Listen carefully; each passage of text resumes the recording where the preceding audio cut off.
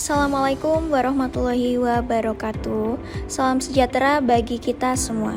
Di sini kita akan membahas tentang permasalahan atau trust issue yang ada di SD Kemala Bayangkari 5, yaitu tentang menganalisis faktor penghambat literasi dasar, konteks profil siswa pada kelas 2, non berkebutuhan khusus, dan pada siswa kelas 4 dengan ADHD yang belum mampu membaca dan menulis.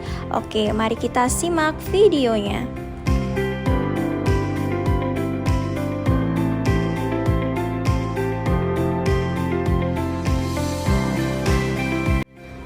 Dapat kita lihat pada siswa kelas 4 tersebut yang memiliki permasalahan ADHD, pada siswa tersebut memiliki kesulitan untuk fokus sehingga dia tidak bisa memahami pembelajaran yang sedang berlangsung.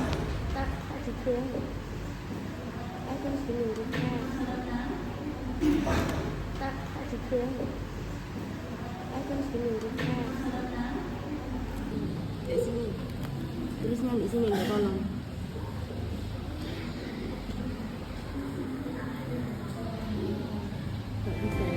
Pada video sebelumnya dapat kita lihat dia kesulitan untuk menulis dan dia tidak bisa menguasai huruf, sehingga kita membantunya dengan cara mendikti satu persatu hurufnya.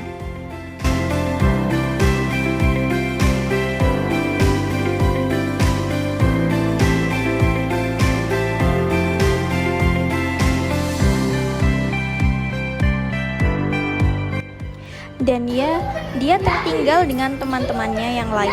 Dapat kita lihat teman-temannya sangat cepat dalam menulis, tetapi tidak dengan dia yang kesulitan menulis sehingga tugasnya tidak dapat terselesaikan dengan tepat waktu.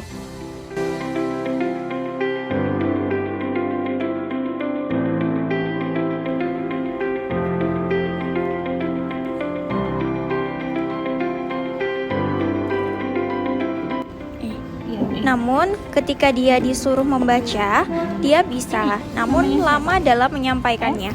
Dan ada beberapa huruf yang tidak ia ketahui.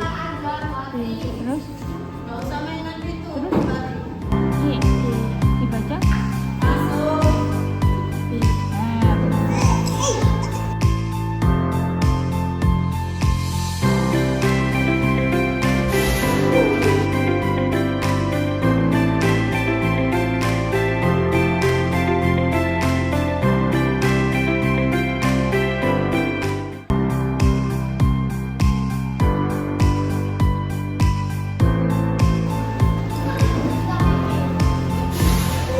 Bahkan pada saat ke toilet, dia tidak diizinkan sendiri oleh gurunya.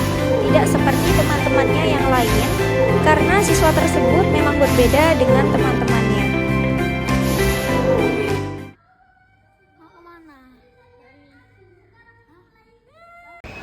Assalamualaikum warahmatullahi wabarakatuh.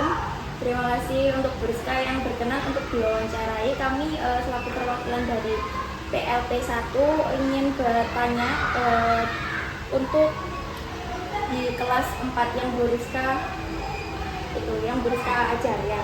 Untuk pertanyaan pertama Bu, di kelas 4 apakah ada siswa yang masih belum bisa membaca atau menulis? Untuk kelas 4 secara keseluruhan memang tidak semua siswa bisa membaca, terkhusus yaitu siswa inklusi. Jadi kalau siswa yang normal, siswa yang lainnya itu bisa membaca, hanya yang inklusi itu tadi anaknya memang ADHD lah ya, itu belum bisa membaca, tapi menulisnya kalau menyalin lancar. Sejak kapan Ibu mengetahui bahwa siswa tersebut belum bisa membaca atau menulis? Saya mengetahui siswa tersebut belum bisa membaca pada saat MPLS kemarin, pada waktu 1 minggu sebelum pembelajaran aktif. Menurut Ibu, apa yang Ibu lakukan ketika mengetahui bahwa siswa tersebut belum bisa membaca atau menulis, dan bagaimana cara Ibu menanganinya? Ketika saya mengetahui bahwa ada siswa yang belum bisa membaca atau anak ADHD tersebut, saya hubungi terlebih dahulu orangnya untuk mengkonfirmasi apakah benar anak ini tidak bisa membaca. Kan kadang ada anak yang sebenarnya bisa cuma di pola-pola gitu ya, ada beberapa. ketika saya konfirmasi ternyata memang tidak bisa membaca dan anak tersebut memiliki sedikit kekurangan dan berbeda lain daripada temannya yang lain.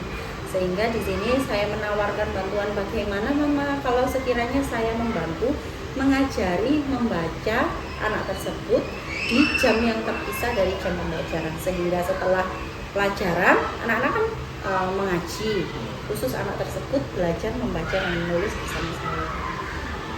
Jadi ada komunikasi dengan orang tuanya, Betul. terus anaknya diajak untuk belajar tersendiri lah ketika temannya. Iya betul, karena setiap langkah yang akan kita lakukan diwajibkan ada konfirmasi antara guru kelas dan juga orang tua. Saya konfirmasi dulu, bagaimana kalau saya ajarkan untuk membaca, apakah berkenan?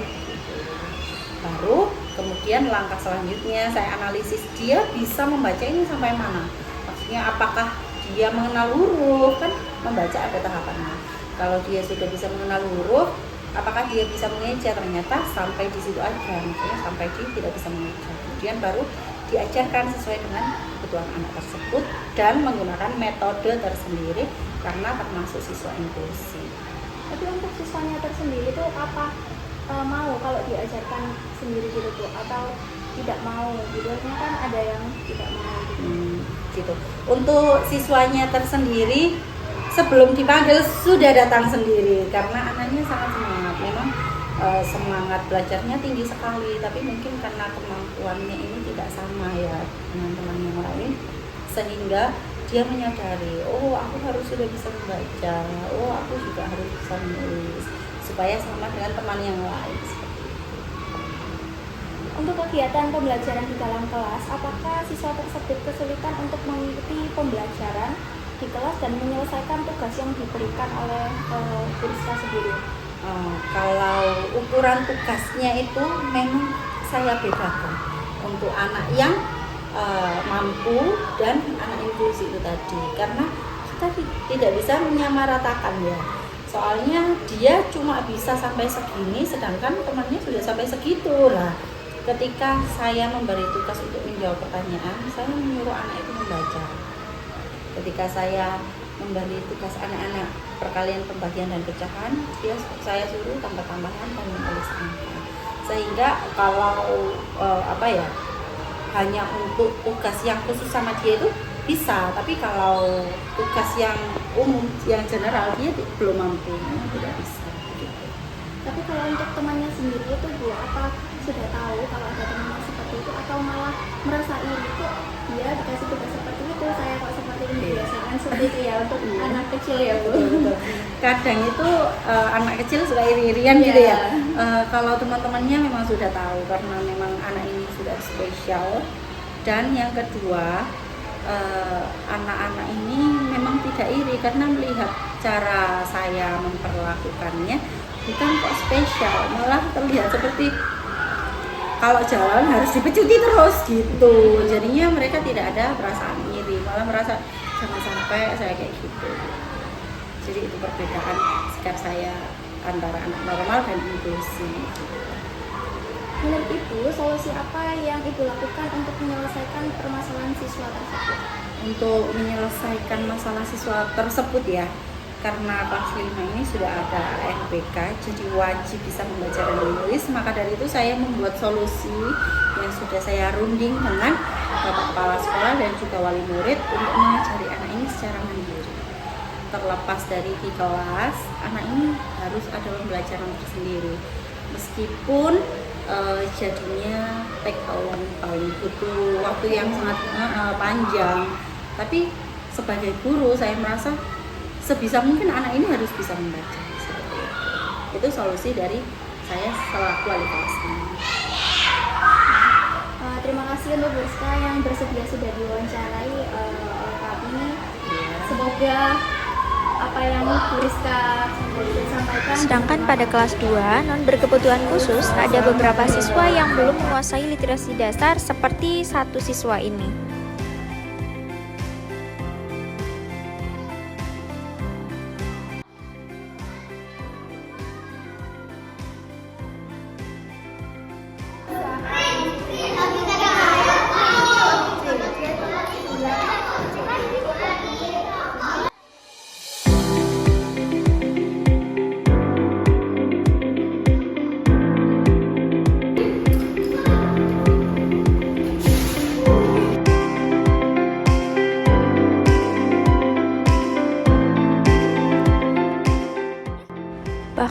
PR saja dia tidak mengerjakan, namun temannya mendukung untuk mengerjakan di papan tulis dari buku temannya.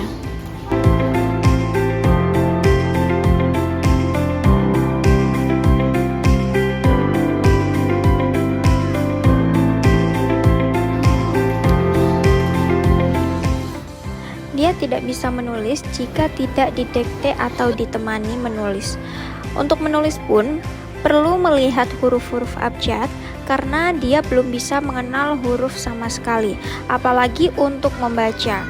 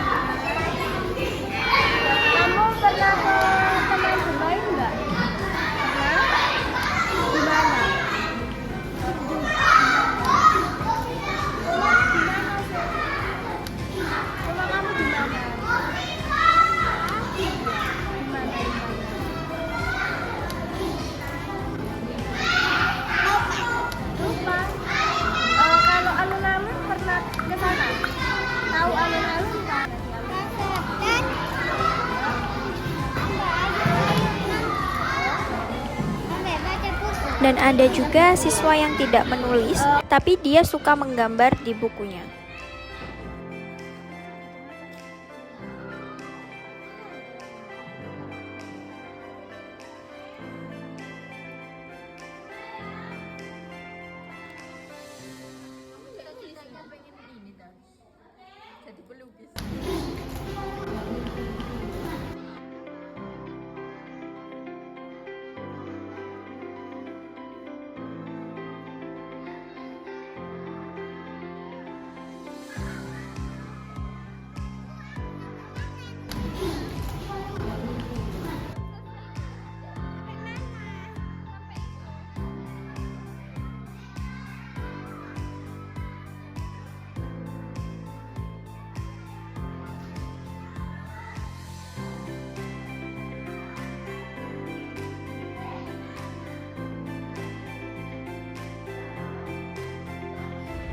Untuk diajak berbicara pun dia sedikit susah untuk mengucapkannya.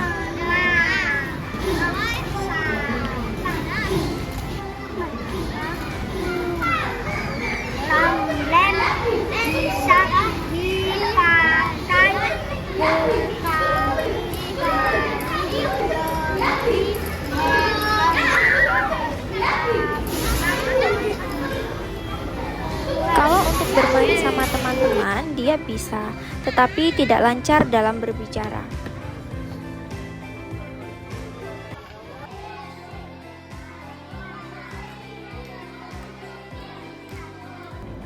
Oke, jadi masalah utama yang terlihat jelas adalah kegagalan penguasaan literasi dasar, yaitu membaca dan juga menulis pada siswa. Nah, di mana kegagalan ini terjadi pada fase yang berbeda, yaitu fase A pada kelas 2 dan kemudian fase B pada kelas 4. Nah, kemudian masalah yang dialami oleh kelas 2 yang normal. Masalah tersebut bersumber pada kematangan belajar yang belum tercapai. Dalam kurangnya stimulasi di rumah atau metode pengajaran awal yang tidak efektif. Nah, pada siswa kelas 4 ini mendapatkan kesulitan literasi yang terang oleh Attention Deficit Hyperactivity Disorder atau ADHD, bukan hanya menyebabkan kesulitan fokus pada perilaku, tetapi juga seringkali anak-anak ini tumbang tindih dengan kesulitan belajar sehingga berparah kegagalan literasi pada anak.